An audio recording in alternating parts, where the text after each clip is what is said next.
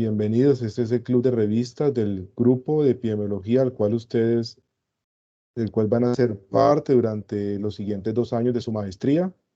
Y pues seguramente espero que para finales de este semestre o el próximo semestre estén aquí acompañándonos activamente, presentando también ustedes artículos de interés pues personal y también para la audiencia. Bueno, para el día de hoy nos acompaña Juan Pablo Pérez Bedoya, estudiante del doctorado en epidemiología, quien nos va a presentar este artículo que se compartió a través del correo. Entonces, Juan Pablo, adelante. Recuerda que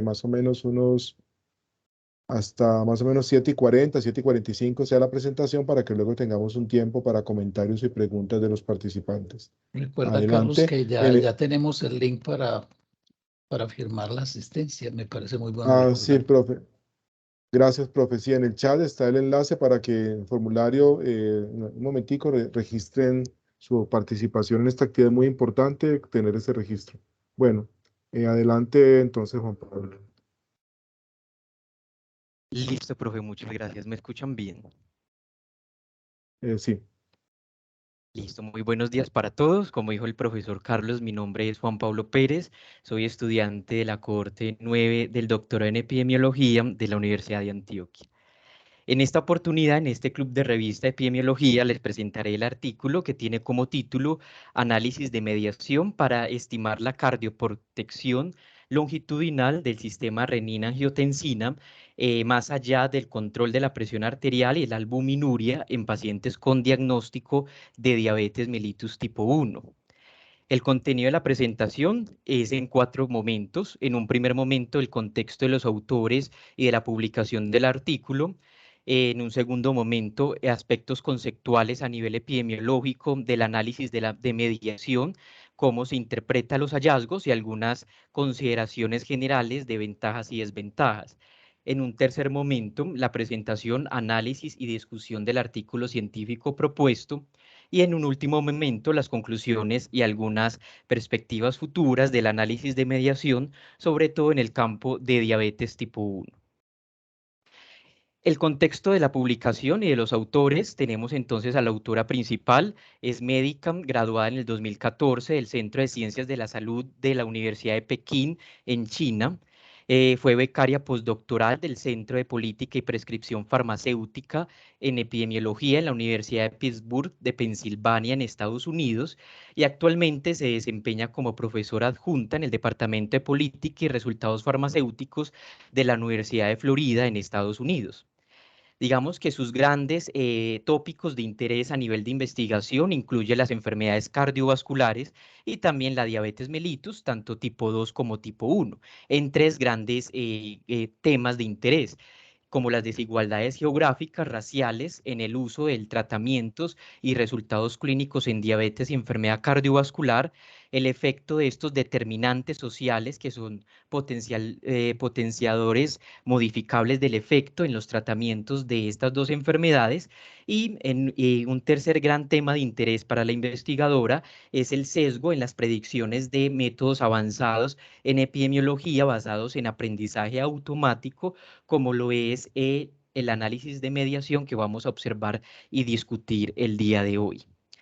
La autora también tiene diferentes publicaciones en el campo de la salud cardiovascular y de la diabetes, especialmente estos 4 artículos en diabetes tipo 1 que reflejan cómo el riesgo de enfermedad cardiovascular inminentemente también se presenta en pacientes con diabetes tipo 1, independientemente del tratamiento efectivo con insulina o con diferentes esquemas terapéuticos. Es uno de los grandes avances que ha tenido la investigadora en este campo, en dilucidar estos mecanismos de complicaciones macrovasculares en estos pacientes con diabetes tipo 1. La revista en la cual se publicó el artículo es una revista de epidemiología de alto impacto, tiene un factor de impacto al año 2021 de 6,9, un índice de citación de 6,4. Normalmente el tiempo de revisión de la revista es de 7,1 semanas y el tiempo de publicación después de la aceptación de 1,5 semanas. Las áreas de interés principales son metodologías en epidemiología, sobre todo en enfermedades crónicas, pero también en enfermedades infecciosas o enfermedades agudas. Está indexado en diferentes buscadores buscadores como PubMed, Embase, Web of Science y Scopus. Posteriormente hablaremos entonces del análisis de mediación, que digamos es el componente epidemiológico central del artículo que vamos a discutir el día de hoy.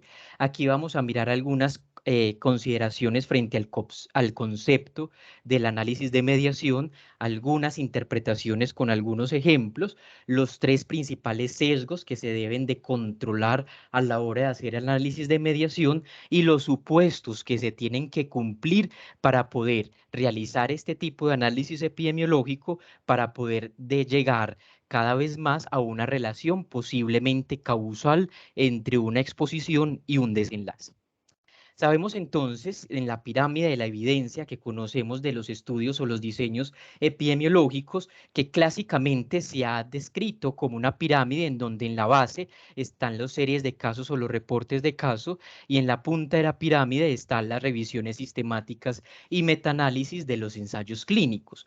Pero actualmente la nueva evidencia nos sugiere que los diferentes diseños epidemiológicos pueden ser tan buenos o tan malos como otros, dependiendo del control de los sesgos y dependiendo de cómo se van acercando a la causalidad, dependiendo del diseño epidemiológico y estadístico que utilicen para analizar los resultados.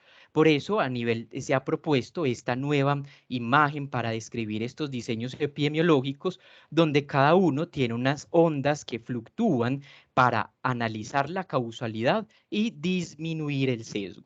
Entonces podemos observar cómo los estudios de cohortes pueden asemejarse mucho a un ensayo clínico cuando se controlan adecuadamente los sesgos y cuando se hace, digamos, algunos análisis estadísticos que me acercan a determinar relaciones causales como el que vamos a observar el día de hoy. Entonces, dependiendo el escenario del diseño metodológico que se está implementando, es la pirámide de la evidencia en la causalidad que está ocasionando.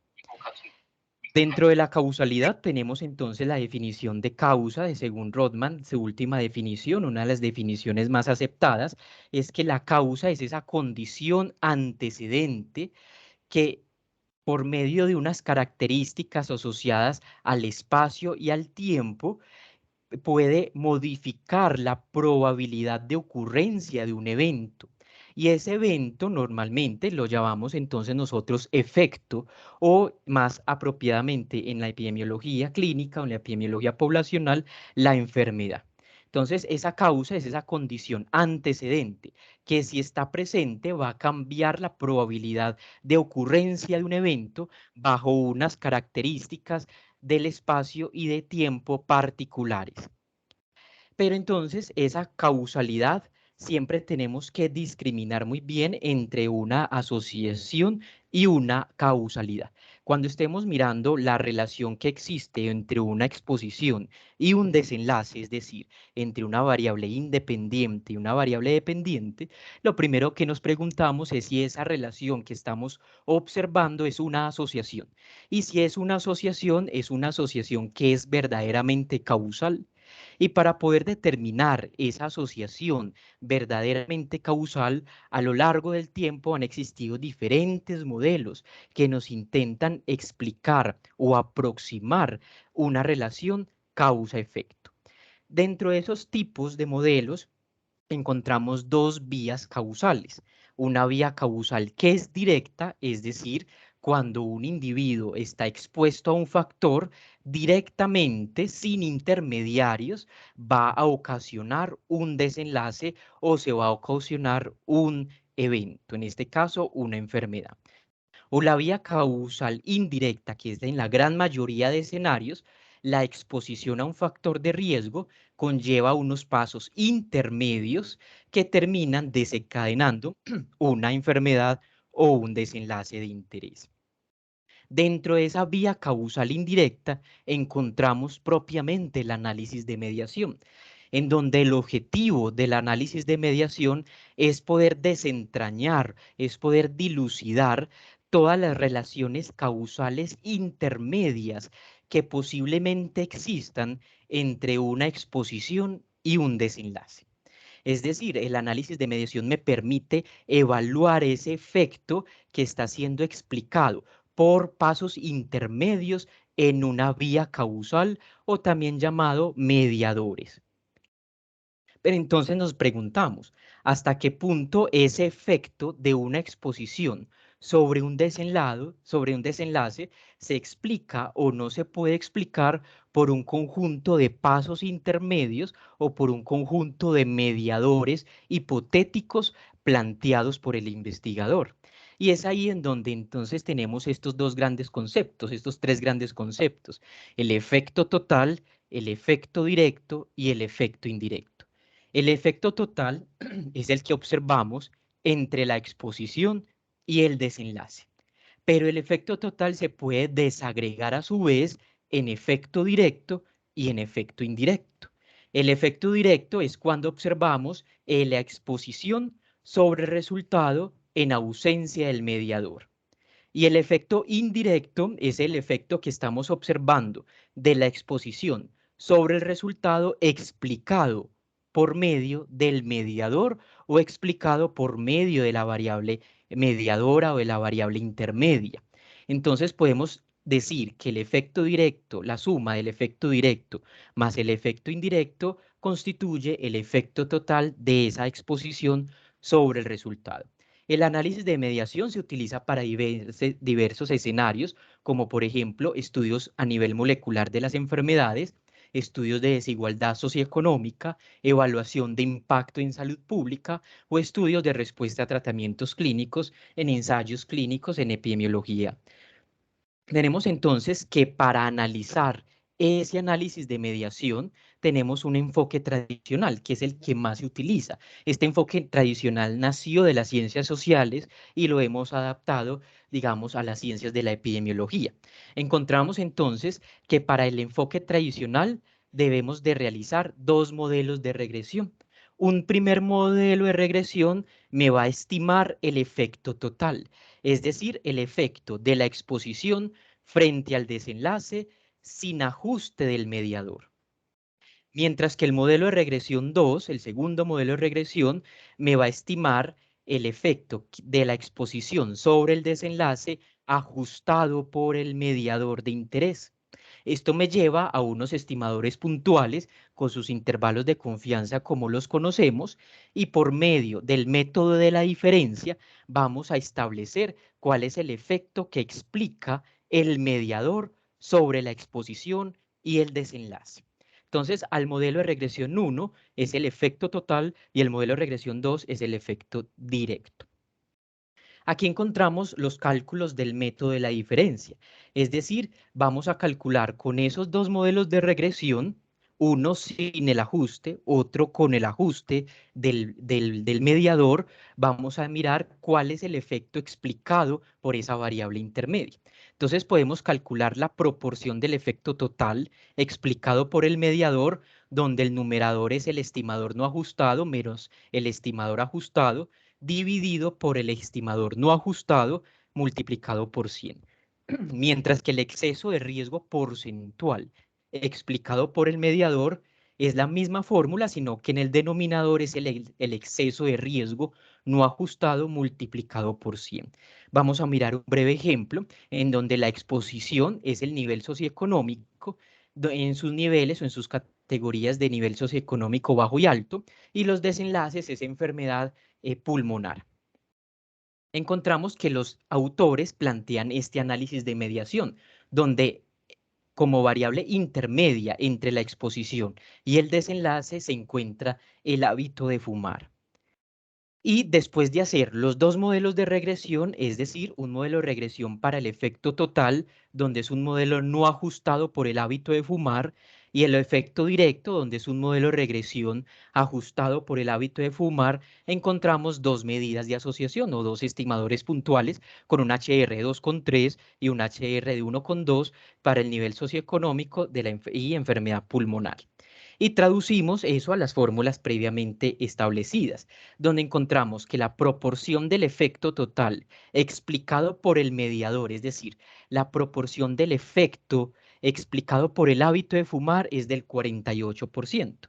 Y el exceso de riesgo porcentual explicado por el hábito de fumar es del 85% entre el nivel socioeconómico y el desenlace de enfermedad pulmonar. Pero no siempre es tan sencillo establecer estas relaciones causales y por eso es de suma importancia establecer a priori los gráficos acíclicos dirigidos que me direccionen cuáles son mis mediadores, mi exposición, mi desenlace y cuáles son mis posibles variables de confusión. En este ejemplo hipotético encontramos un escenario en donde ese mediador no funciona adecuadamente. Tenemos una exposición que es caminar al trabajo, todos los días ir caminando al trabajo, tenemos un mediador que es la contaminación ambiental y tenemos un desenlace que es la enfermedad cardiovascular. Si yo evalúo el efecto directo, voy a encontrar que caminar al trabajo es un efecto protector para enfermedad cardiovascular. Pero cuando yo evalúo el efecto indirecto, es decir, el explicado por el mediador, voy a encontrar que es un factor de riesgo, porque la persona todos los días a ir a caminar al trabajo está expuesta a esa contaminación ambiental que sería la variable intermedia. Entonces tenemos dos efectos que son opuestos y que posiblemente la diferencia del riesgo del efecto directo menos el efecto indirecto me puede dar cero. Entonces hay unos efectos opuestos entre la exposición, mediador y desenlace, donde se ocasiona por una mala interpretación de los gráficos acíclicos dirigidos que no se realiza a priori basándose en toda la evidencia científica. Algunas fuentes potenciales de sesgo a la hora de trabajar con este enfoque tradicional. Aquí es importante aclarar que este es el enfoque tradicional del análisis de mediación. Hoy en día pueden existir otros enfoques, como por ejemplo el modelo contrafactual, la diferencia de productos, entre otros, sino que el artículo científico que vamos a discutir trabaja bajo el enfoque tradicional y algo también con el modelo contrafactual. Cuando trabajamos con el enfoque tradicional tenemos tres potenciales fuentes de sesgo. La primera potencial fuente de sesgo es la confusión mediador-desenlace. Es decir, tenemos una tercera variable que se asocia con el mediador, se asocia con el desenlace, pero no está como intermedio entre el mediador y el desenlace. Este confusión mediador-desenlace es uno de los más importantes y puede pasar desapercibido y se ajustan en los gráficos acíclicos dirigidos, es decir, se identifica a priori en los gráficos acíclicos dirigidos. Y cuando yo identifico que mi investigación tiene confusión mediador-desenlace, estas variables confusoras deben de ir en los modelos de regresión para establecer los pertinentes ajustes y evitar que se sobreestime o que se subestime el estimador puntual. Un ejemplo de este escenario sería, por ejemplo, el riesgo ambiental como variable de exposición, la hipertensión como variable intermedia y la cardiopatía coronaria como variable de desenlace. Tenemos un confusor que se relaciona con la hipertensión y con la cardiopatía, como puede ser el índice de masa corporal, la dieta o el tabaquismo. Esto también se llama el sesgo de colisionador, donde la variable intermedia está asociado, está relacionada con dos variables al mismo tiempo, con la exposición y con el confusor mediador desenlace. Estos confusores se deben de medir y incursionar en los modelos estadísticos para ajustar adecuadamente. Otro confusor es la confusión mediador-resultado, pero que está afectado por la exposición. Como podemos observar, este confusor sería el mismo del ejemplo anterior, que está asociado con el mediador, está asociado con el desenlace, pero además encontramos esta otra línea causal, esta otra relación causal, y es desde la exposición al confusor. También se llama confusor intermedio. ¿Por qué? Porque tiene los dos papeles. Tiene la función de ser un confusor mediador desenlace, pero también tiene el papel de ser una variable mediadora. Como podemos ver aquí, es un confusor mediador desenlace, pero a la vez es una variable mediadora. Entonces, los métodos tradicionales Cuando se detecta esta confusión mediador-desenlace afectado por la exposición, no sirven para realizar un análisis de mediación. Se tiene que recurrir a los modelos de probabilidad inversa o a la fórmula G, que son modelos contrafactuales, para poder hacer un análisis de mediación en este escenario. Y el último, potencial fuente de sesgo. Bueno, perdón, este es un ejemplo en donde tenemos como exposición fumar, variable mediadora aterosclerosis y variable de desenlace cardiopatía. La hipertensión sería este mediador, confusor mediador desenlace, pero afectado por la exposición. Es decir, fumar también me afecta directamente la hipertensión y la hipertensión cardiopatía. Y a su vez la hipertensión funciona como un confusor para la aterosclerosis y para la enfermedad coronaria. Si este sesgo no se trabaja adecuadamente y se incluye en un análisis tradicional, podemos tener una atenuación del efecto directo y una sobreestimación del efecto indirecto, porque como habíamos dicho, esta variable también actúa como confusor, pero también actúa como mediador. Y el último potencial fuente de sesgo es la interacción exposición-mediador.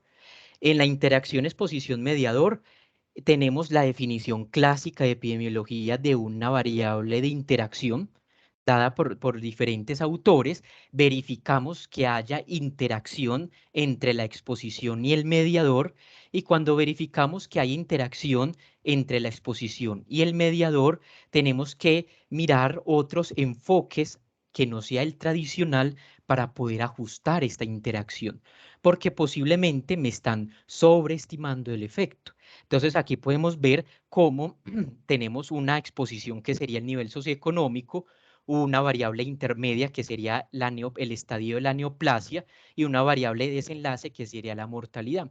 Pero aquí observamos que hay una interacción también entre el estadio de la neoplasia y el nivel socioeconómico. Es decir, este estadio de la enfermedad del cáncer puede estar aumentando o disminuyendo el efecto que tenga el nivel socioeconómico sobre la mortalidad. Es decir, podemos encontrar una interacción aditiva, multiplicativa o una interacción antagónica frente a este efecto. Hay unos supuestos que se deben de cumplir a la hora de hacer un análisis de mediación, bajo el enfoque tradicional o bajo otros enfoques más avanzados como el modelo contrafactual. Siempre debemos de verificar como mínimo estos 4 supuestos. El primer supuesto es verificar confusión entre la exposición y el resultado, que es la confusión clásica, la confusión tradicional en epidemiología, entre la exposición y el resultado. En un segundo momento, un segundo supuesto, es verificar la confusión que hay entre el mediador y el resultado, que es el primer sesgo que vimos. En un tercer supuesto, la confusión entre la exposición y el mediador, y en un cuarto supuesto, la confusión mediador-resultado que se ve afectado por la exposición, que sería el segundo ejemplo que vimos. Entonces, estos supuestos siempre se deben de buscar, bien sea con los gráficos acíclicos dirigidos, bien sea con análisis de sensibilidad o bien sea bajo otros métodos estadísticos que me permita detectarlos y saber cómo voy a controlarlos. Si me permite hacer un análisis tradicional o si por el contrario me tengo que ir a un modelo contrafactual para poder hacer el análisis de mediación. Vamos entonces a incursionar en el artículo científico y a mirar cómo los autores incluyen todos estos elementos del análisis de mediación en su pregunta de investigación y cuáles de ellos de pronto posiblemente pueden estar faltando y cómo podríamos estar evidenciando algunas limitaciones. Entonces sabemos que el tópico central del artículo es la enfermedad metabólica por diabetes tipo 1 y sabemos que diabetes tipo 1 es una enfermedad crónica autoinmune que genera diferentes alteraciones tanto microvasculares como macrovasculares, principalmente en 3 órganos diana, genera retinopatía, nefropatía y neuropatía diabética. También a nivel de los órganos grandes, es decir, complicaciones macrovasculares, puede generar complicaciones en las arterias coronarias de mediano y gran calibre, entre otras complicaciones. Estas complicaciones se deben a anomalías entre interacción entre metabolitos tóxicos de productos de la hiperglucemia y otras vías metabólicas intracelulares. Sin embargo, se han utilizado diferentes medicamentos para disminuir las complicaciones en estos pacientes. El principal de ellos, obviamente, es la administración exógena de insulina, pero esa administración exógena de insulina debe ir acompañada de otros medicamentos para disminuir las tasas de complicaciones de eventos micro y macrovasculares. Uno de estos medicamentos son los inhibidores de la enzima convertidora angiotensina, los famosos IECA, o antagonistas del receptor de angiotensina, los famosos ARA2. Sabemos entonces que el sistema renina-angiotensina-aldosterona es un sistema implicado en el control de la presión arterial y que al poder administrar estos medicamentos a los pacientes vamos a evidenciar una disminución de la albuminuria, es decir, una disminución en la excreción de proteína en la orina y una disminución de la presión arterial. Y esto se traduce en un control mucho mejor de las complicaciones macrovasculares de los pacientes. Sin embargo, la gran mayoría de la evidencia de estos inhibidores del sistema RAS o del sistema renina-angiotensina provienen de diabetes tipo 2 y no tanto de diabetes tipo 1. Y la escasa evidencia que proviene de la diabetes tipo 1 proviene de estudios observacionales, no tanto de ensayos clínicos, y sabemos que los estudios observacionales son más propensos a muchos sesgos, tanto sesgos de confusión medidos como sesgos de confusión no medidos. Y estos estudios observacionales normalmente en diabetes tipo 1, en estos que evalúan estos inhibidores, estos medicamentos, es en un solo momento del tiempo, cuando los pacientes pueden fluctuar en recibir o no recibir el medicamento durante un tiempo prolongado de observación. A esto lo llamamos exposiciones o covariables tiempo dependientes, es decir, que cambian en el transcurso del tiempo. Por esta razón, los investigadores de este artículo decidieron realizar este proyecto con el objetivo general de examinar cuál es el alcance del efecto directo de la inhibición longitudinal del sistema renina-angiotensina sobre la enfermedad de las arterias coronarias, independientemente del efecto sobre la presión arterial y la albuminuria. Es decir, los investigadores desean examinar cuál es el efecto directo que tienen estos medicamentos sobre la enfermedad coronaria en pacientes con diabetes tipo 1 y evaluar el efecto indirecto de la presión arterial y de la albuminuria como variables mediadoras que explican el resultado. Tenemos entonces la pregunta de investigación en formato PECO. Aquí tenemos la población, que serían pacientes menores de 17 años con diagnóstico inicial de diabetes tipo 1 entre los años 1950 y 1980 en el Hospital Infantil de Pittsburgh, en Pensilvania. Tenemos entonces como exposición aquellos pacientes con diabetes tipo 1 que eran usuarios del tratamiento con medicamentos inhibidores del sistema renina-angiotensina. El comparador sería aquellos pacientes que no que no se les estaba administrando el tratamiento con inhibidores del sistema renina-angiotensina, puede ser otros medicamentos para controlar la presión arterial o ningún medicamento posiblemente, y el desenlace es la enfermedad arterial coronaria. Aquí encontramos el flujograma del diseño metodológico de esta investigación. Es un estudio observacional de cohorte prospectivo de 25 años de seguimiento, donde la población de estudio son pacientes con diagnóstico de diabetes tipo 1. De esta población de estudio se determinó en un momento basal cuales ya habían desarrollado enfermedad de las arterias coronarias, estos se excluyeron obviamente, y los pacientes que estaban libres, es decir, que no tenían enfermedad de las arterias coronarias, se incluyeron en la investigación. Dentro de estos pacientes que no tenían enfermedad de las arterias coronarias, se elaboró los dos grupos de exposición. El grupo de expuestos, es decir, aquellos que estaban administrados con inhibidores de RAS, y un grupo no expuestos, es decir, pacientes que no tenían inhibidores de RAS. Esta administración de los medicamentos se se recolectó por medio de autoinforme de un cuestionario en cada visita de seguimiento de los pacientes. Cada grupo de exposición se siguió durante 25 años para evaluación del desenlace en un tiempo al evento, y posteriormente se determinó cuáles de los que usaban estos medicamentos inhibidores del RAS desarrollaron enfermedad de las arterias coronarias y cuáles no, y de estos cuáles de que no utilizaban los medicamentos, cuáles desarrollaron y no el desenlace de interés. El desenlace de interés se determinó por medio de unos códigos de diagnóstico específicos para enfermedad de arterias coronarias, que incluye varios diagnósticos como infarto agudo de miocardio, estenosis, revascularización, cambios isquémicos, entre otros. Algunas covariables que midieron los investigadores fueron presión arterial, albuminuria, índice de masa corporal, tabaquismo, hemoglobina glicada, perfil lipídico y perfil renal. Estas variables fueron identificadas por los autores, a pesar que no nos proporcionan los gráficos acíclicos dirigidos, ellos sí dicen que lo hicieron. Estas variables fueron identificadas como confusores para exposición resultado y para mediador resultado, como lo vimos previamente. ¿Cuáles son entonces los análisis de mediación que están proponiendo los investigadores? Proponen dos análisis. Este es el primero. Una exposición con los inhibidores del sistema renina-angiotensina, mediado por la presión arterial para el desenlace de enfermedad de las arterias coronarias.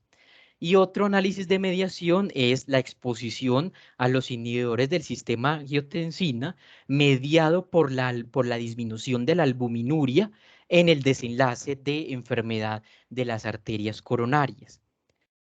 Para evaluar esos dos análisis de mediación, los investigadores proponen un modelo estructural marginal con ponderación de probabilidad inversa.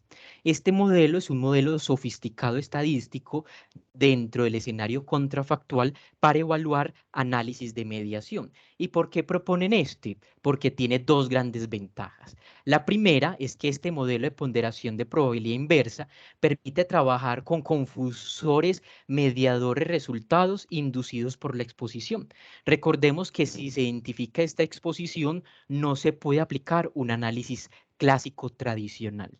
Entonces, este análisis de ponderación de probabilidad inversa permite trabajar con esta confusión mediador-resultado inducido por la exposición. Y la segunda gran ventaja, sobre todo para este diseño metodológico, es que permite trabajar con variables o con variables de exposición y con variables o con covariables tiempo dependientes, es decir, que varían a lo largo del tiempo sus niveles de exposición, como lo vimos en la exposición frente a los medicamentos y otras covariables paraclínicas que los investigadores analizaron.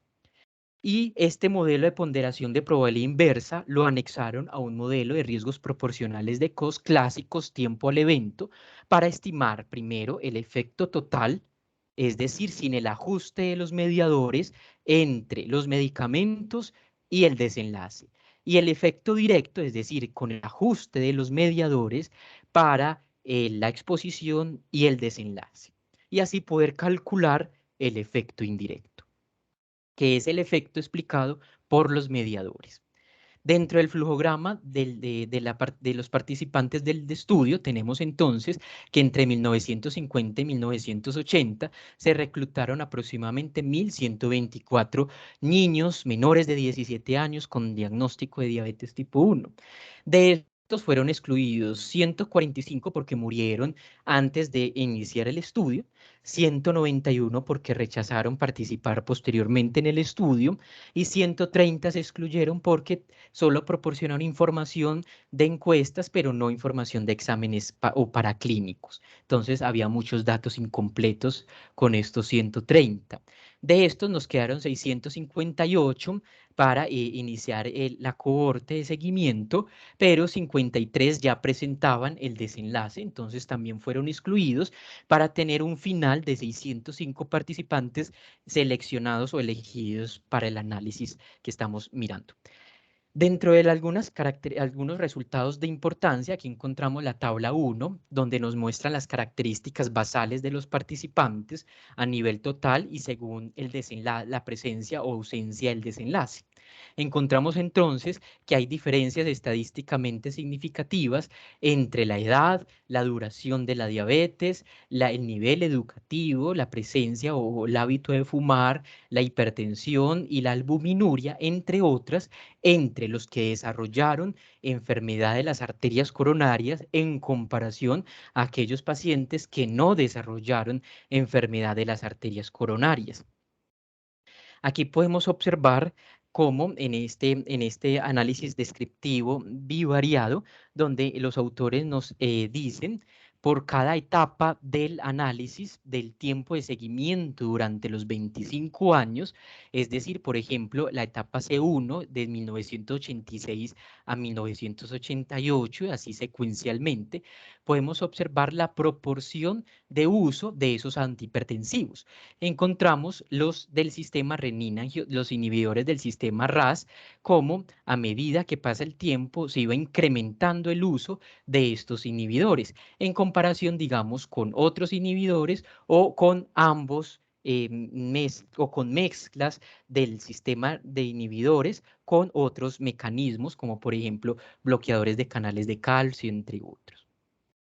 Aquí encontramos entonces también una gráfica descriptiva donde nos están mostrando cómo a medida de las diferentes etapas del periodo de seguimiento de los pacientes durante aproximadamente los 25 años, los pacientes que desarrollaron enfermedad de las arterias coronarias fueron mucho más, tienen mayor proporción de utilizar inhibidores del RAS en comparación a los que no desarrollaron a los que no desarrollaron enfermedad de las arterias coronarias. Más adelante, los investigadores nos explican este panorama porque posiblemente puede haber manifestándose en los resultados. Aquí encontramos uno de los resultados primordiales o principales de esta investigación, en donde se nos muestra el análisis de mediación entre los inhibidores frente al desenlace de interés mediado por presión arterial o mediado por albuminuria. Aquí encontramos el efecto total, que es un HR de 0,62 con un intervalo de confianza no estadísticamente significativo. Sin embargo, para los autores fue clínicamente significativo el estimador puntual. Y encontramos el efecto directo, que es cuando se ajusta por el mediador, que en este caso es presión arterial, de 0,73. Y recordemos, en la fórmula anterior, ahorita vemos un breve ejemplo, se calculó el porcentaje que es explicado por el efecto de mediación de la presión arterial, es decir, un 34% de esa disminución del HR es explicado por la presión, por la disminución de la presión arterial. Lo mismo pasa con la albuminuria. El efecto de la exposición frente al desenlace es explicado en un 37% por la disminución de la albuminuria. Interesante estos dos que tenemos aquí en asterisco. Podemos observar que el efecto que no es explicado ni por la presión arterial ni por la albuminuria es del 66% y del 63% respectivamente. Esto posiblemente nos lleve a pensar que hay otras vías causales que están explicando un gran porcentaje de disminución del efecto o cardioprotección en estos pacientes, a pesar que obviamente el intervalo de confianza no fue estadísticamente significativo. Pero los hallazgos de este porcentaje son importantes para otros estudios adicionales. Aquí encontramos un breve resumen de esa tablita. Encontramos el efecto total, que es el modelo no ajustado por el mediador, y el efecto directo, que es el modelo ajustado por el mediador, es decir, por presión arterial. Encontramos un HR de 0,62 para el efecto total y un HR de 0,73 para el efecto directo. Para calcular cuánto es el porcentaje explicado por la presión arterial, que es el mediador, hacemos la fórmula que nos proponen los autores. Recordemos que estas fórmulas pueden ir variando un poco, pero miremos que tiene la misma lógica. Aquí calculamos el logaritmo natural del HR no ajustado de 0,62 menos el logaritmo natural del HR ajustado 0,73 dividido el logaritmo natural del HR no ajustado, es decir, 0,62 multiplicado por 100 y nos dará el efecto que es el 34% que explica la presión arterial entre la exposición y el desenlace. Y así también se puede hacer para cada uno de los desenlaces de los mediadores evaluados por los investigadores. En esta otra tabla encontramos los mismos mediadores, pero no evaluados en un modelo de probabilidad inversa, sino un modelo clásico. Ellos lo quisieron hacer también en un solo momento del tiempo, no en covariables que cambian en el tiempo, sino en un solo momento, como un análisis epidemiológico clásico. Aquí podemos observar que el efecto indirecto en este caso fue el 38% que explica la presión arterial, 29% que explica la albuminuria, la disminución de la albuminuria, y algo interesante, cuando se combina presión arterial con la albuminuria como dos variables mediadoras, están explicando un 44% de esa disminución del riesgo, pero un 55% es explicado por otras vías, que todavía en este estudio pues no se lograron, digamos, dilucidar, pero que son interesantes poderlas explorar porque es un porcentaje muy grande que están explicando la disminución del riesgo del desenlace por otras vías que no es ni la presión arterial ni la albuminuria. Dentro de la discusión, los autores plantean algo importante y es que a pesar de que no se observó una reducción estadísticamente significativa con los intervalos de confianza que pasan por el valor nulo, sí esa reducción es clínicamente significativa. Y aquí tenemos también que empezar a observar esa diferencia entre estadísticamente significativo y clínicamente significativo. En este escenario, en diabetes tipo 1, con baja evidencia, y que hay otros estudios que han demostrado esta relación causal entre la inhibición del sistema RAS con el desenlace, es una reducción clínicamente significativa.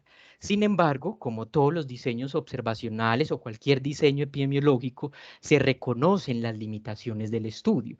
Y dentro de estas limitaciones tenemos una naturaleza observacional que conlleva a una confusión medida, que ellos adecuadamente lo hicieron, pero también a una confusión residual, que es aquella que no podemos medir o que no podemos detectar, y que posiblemente la aleatorización sea el único mecanismo por el cual la confusión residual se pueda controlar, y en un estudio observacional no se puede controlar. Sin embargo, los métodos de ponderación inversa de probabilidad tratan de controlar esa confusión residual. Una segunda limitación es la clasificación de la exposición a los medicamentos, que fue por autorreporte. Aquí podemos observar posiblemente mucho sesgo de medición a la hora de clasificar estos pacientes. En una tercera limitación, un tamaño de muestra muy pequeño, ¿cierto? Porque miremos todos los que excluyeron los investigadores y cuando se utiliza o cuando se trabaja covariables que son tiempo dependientes, los tamaños de muestra pequeños tienden a disminuir la potencia estadística. Entonces también se puede, digamos, explicar los resultados a partir de estas limitaciones. Y una cuarta limitación ineludible en este estudio son los datos faltantes. Hubieron gran cantidad de datos faltantes en algunas covariables que los investigadores obviamente utilizaron técnicas de imputación múltiple, pero que sin embargo pueden reflejar algunas fuentes de sesgo. Dentro de las conclusiones tenemos entonces que inevitablemente con las fuentes de sesgo que hubo en el artículo y con algunas limitaciones observadas, pero basándonos en los análisis propiamente que los autores hicieron, como un modelo de ponderación inversa, trabajar con variables tiempo dependientes, realizar 2 análisis de mediación que nunca se había realizado en diabetes tipo 1, bajo este escenario y posiblemente según la literatura que hemos revisado, el análisis de mediación es muy escaso, casi nulo en diabetes tipo 1, refleja un beneficio adicional de los inhibidores del sistema renina-angiotensina, más allá de la inhibición de la presión arterial y de la albuminuria. Es decir, hay otras vías causales de beneficio para estos pacientes para la cardioprotección. No se puede establecer una asociación causal independiente definitiva por todas las limitaciones y los sesgos que presenta el estudio, por lo tanto se requiere estudios adicionales, sobre todo para evaluar un efecto sinérgico entre estos 2 mediadores. Y inevitablemente estos análisis de mediación son una puerta de gran oportunidad para diabetes tipo 1, porque sobre todo nos permite identificar en cada etapa de la enfermedad cuáles son esas relaciones causales que están explicando, bien sea el desarrollo de autoanticuerpos, el desarrollo de diabetes o el desarrollo de complicaciones como en este artículo. Bueno, muchísimas gracias por su atención y quedo atento a las preguntas.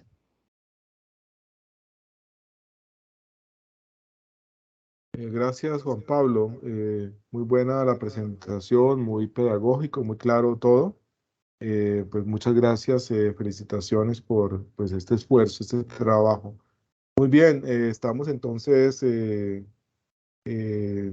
abiertos para las preguntas, comentarios a la presentación de Juan Carlos. Profes, estudiantes, pueden alzar la mano, por favor, o si quieren, piden la palabra a través del micrófono. Yo tenía una inquietud, Juan Pablo, pues para comenzar. No sé, no me queda claro del artículo, digamos que uno, un poco lo clásico que se conoce de la historia natural de la enfermedad cardiovascular es que el riesgo aumenta con la edad, ¿cierto? Entonces, no sé, digamos, si 25 años de seguimiento sea un tiempo adecuado como para estudiar la historia natural de la enfermedad cardiovascular y un poco cuál es la edad de estos pacientes, digamos, que presentaron los eventos cardiovasculares. No sé si sea una limitación de pronto. Obviamente, pues 25 años de seguir una cohorte es mucho tiempo, pero para estudiar un fenómeno como este, no sé si de pronto hizo falta tiempo, hace falta tiempo para poder observar que aparezcan más desenlaces de enfermedad cardiovascular. Profe, muchísimas gracias. Sí, indudablemente la edad es uno de los factores de riesgo más, que más peso tienen para enfermedad cardiovascular. La mediana de edad de la cohorte fue 27.2 años. Esa fue la mediana. Sin embargo, diabetes tipo 1 también se considera un factor de riesgo independiente para enfermedad cardiovascular.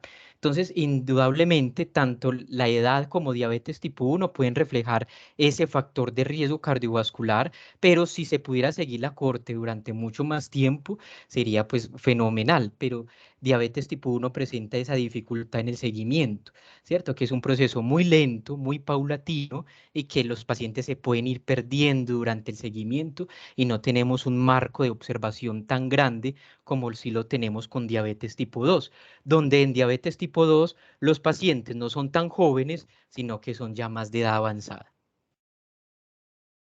Ujú. Muchas gracias. Ya le voy a dar la palabra a las personas que ya hacer otro comentario que pues me llama mucho la atención, que Juan Pablo lo enfatizó también, pues que digamos que eso de que los resultados no son estadísticamente significativos, porque digamos que los intervalos de confianza de las medidas de asociación, de efecto, incluyen el valor nulo. Sin embargo, pues los autores defienden y me llama mucho la atención que se haya publicado el artículo en esta revista. Me parece muy interesante eso porque digamos que eso es algo que frecuentemente sucede en la vida real, un poco relacionado con los tamaños de muestra que en ocasiones tenemos, ¿cierto? Que no son pues lo que quisiéramos, sino lo que realmente hay o lo que podemos, pero realmente me parece muy interesante que podamos defender esa postura de la significación clínica. Yo no diría solamente clínica, diría también de salud pública. En algunas intervenciones en salud pública observamos efectos importantes de la intervención y por el hecho, por ejemplo, digamos con vacunas, ha pasado mucho, vacunas que se han descartado, que no se han utilizado porque el intervalo de confianza no incluye el valor nulo y se están observando reducciones importantes en el número de casos, ¿cierto? En los efectos, en la mortalidad. Entonces, muy importante, yo creo, ese mensaje de defender la significación de salud pública, la significación clínica del resultado, más allá de la significación estadística. Yo creo que eso es importante. Creo que este artículo me parece que da un mensaje claro en ese sentido, ¿cierto? Bueno, levantó la mano, perdón, la mano la profesora Paula. Adelante, Paula, con tu comentario, tu pregunta. Gracias a todos, especialmente a Juan Pablo, del cual siempre aprendo y estoy súper feliz y orgullosa de realmente todo este desarrollo y ese desempeño que tienes, Juan Pablo. De verdad que fue una exposición supremamente clara y de la cual yo creo que quedamos muy inspirados. Entonces, de verdad felicito y además invito a los compañeros nuevos de la maestría, felicitaciones también por haber pasado a la maestría en epidemiología y me encanta que sea este su club de revistas inaugural donde ustedes pueden ver cómo vamos, digamos, desarrollando experticia paulatina de manera, digamos, muy progresiva en ciertos temas que son complejos y que necesitan ser explorados una y otra vez y estar atentos también a su evolución temática y finalmente complementarlo con el artículo, con qué nos dice ese artículo y cuál es el aprendizaje grande. Bueno, yo quiero justamente aprovechar todo este público que tenemos, casi unas 50 personas estaban ahorita conectadas, y quisiéramos, junto con Juan Pablo, quien tiene un interés muy grande en el tema de diabetes tipo 1, y del cual también contamos con las inmensas complejidades que ustedes pudieron observar dentro del artículo, y es qué factores están ahí implicados, cómo lograrlo.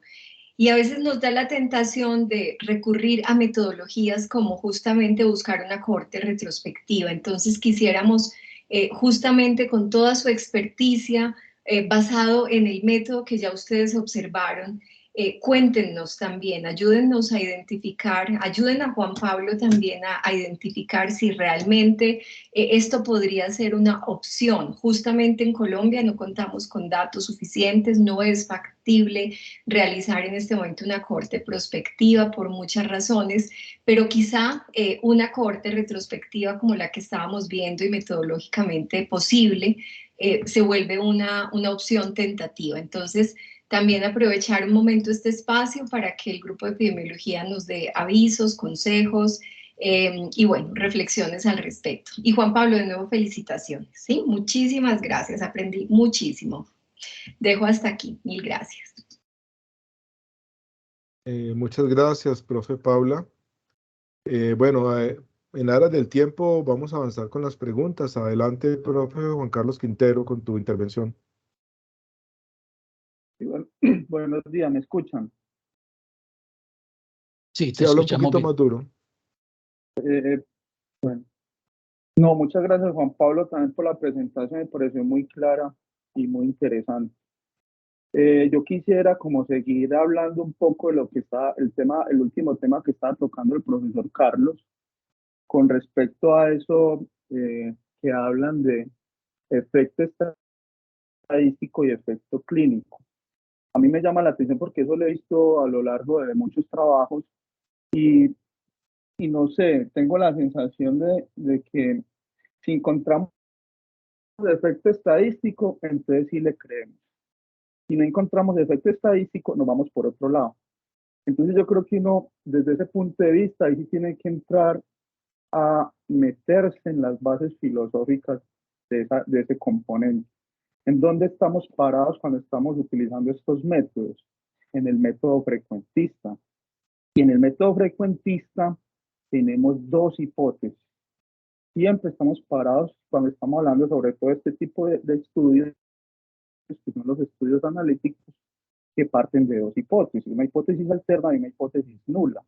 Entonces, digamos, siendo como un poco abogado del diablo, no podemos olvidar que también existe la hipótesis nula y que definitivamente si no encontramos un efecto estadístico, pues, probablemente también sea verdad eso.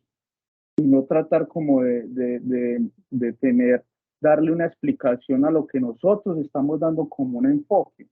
Si estamos partiendo de un enfoque estadístico frecuentista, pues entonces yo creo que tendríamos que estar tratando de darle una suficiente explicación. En ese sentido voy a la parte de que muchas veces uno escucha que si no encontramos la hipótesis alterna, el estudio no sirve. La tesis se nos cae, estoy embalado, no sé qué voy a hacer. Yo creo que hay que seguir seguir y ser un poco popperiano en ese sentido. Hay que demostrar que lo que nosotros estamos estimando realmente no es falso. Eso es lo que hay que hacer. Ese era como mi aporte. Muchas gracias de nuevo, Juan Pablo. Gracias, Juan Carlos. Bueno, profe Elkin Martínez, adelante. Bueno, felicitaciones, Juan Pablo, una presentación muy bonita, muy compleja, a mi modo de ver, dijera muy bien explicadas por ti, pero es un tema muy complejo el tratar de resolver las relaciones de causalidad a punta de estadística. Me gusta más el modelo, por ejemplo, que usa Bradford y Hill, que es lógico, intuitivo, en vez de, dijéramos, toda esta modalidad de análisis de complejidades estadísticas y analíticas que pues darían mucho y siguen dando mucho que discutir. Quiero comentar que yo tengo una duda, un escepticismo muy natural cuando una investigación promueve un medicamento. De forma muy sutil, yo no sé cómo hacen las transnacionales, pero logran, dijéramos, influenciar las investigaciones más serias en el mundo para, dijéramos, decir que actúan muy bien. A mí, yo, por ejemplo, en el tratamiento de la hipertensión, siento que es como una modalidad de las multinacionales tratando de convencer a la gente, al mundo, de que un signo que es el aumento de la presión arterial tendría que tratarse como una enfermedad, y tras eso hay una gran movilización de recursos y con eso se enriquecen las transnacionales.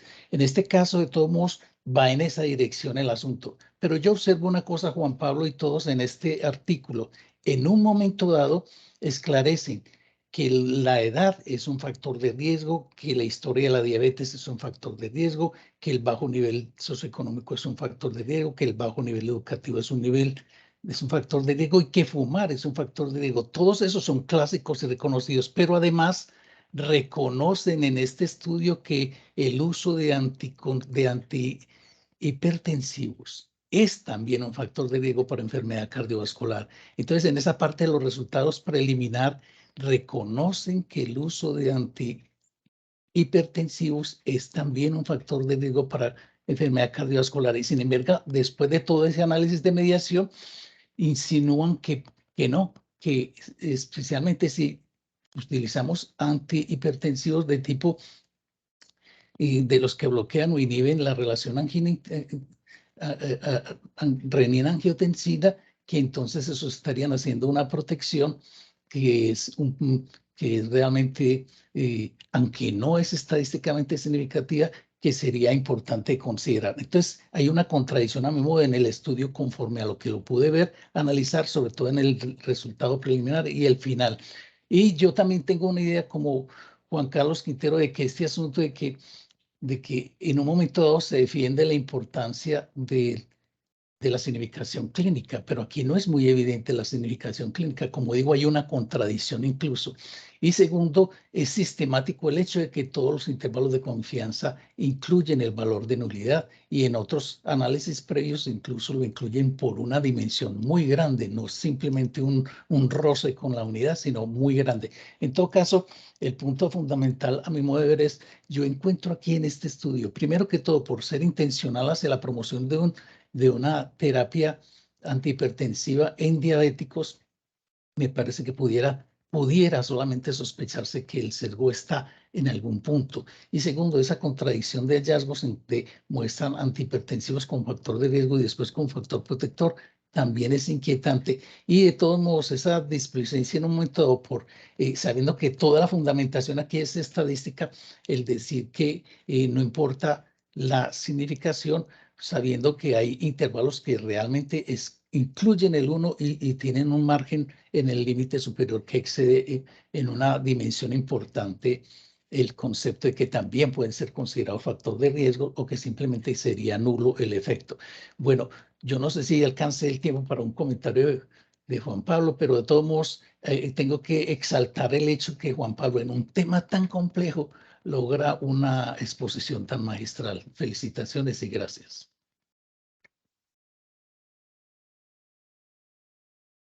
Gracias, profe Elkin. Juan Pablo, adelante. Muchas gracias, profe. Sí, digamos que estos análisis modernos, digamos, de causalidad han venido cobrando mucha fuerza en las diferentes publicaciones.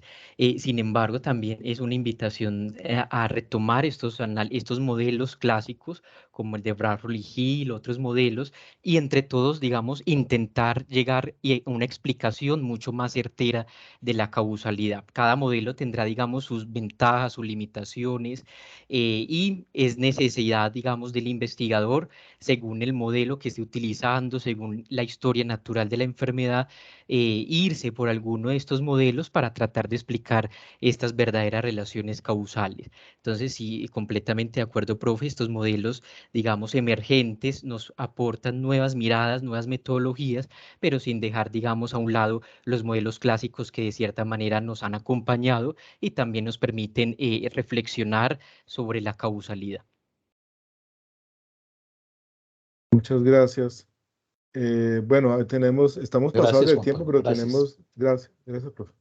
Tenemos dos manos levantadas. Traten, por favor, profe, de ser como breves en los comentarios. Adelante, Yader, y profe Juan Fernando después. Yader, adelante. Gracias, profe. Primero, felicitar a Juan Pablo pues, por la excelente presentación. Este es un tema que a veces no es fácil de comprender, ¿verdad? Es un tema complejo, el análisis de mediación causal, y yo creo que Juan Pablo lo supo presentar de una manera muy didáctica y muy aclaratoria.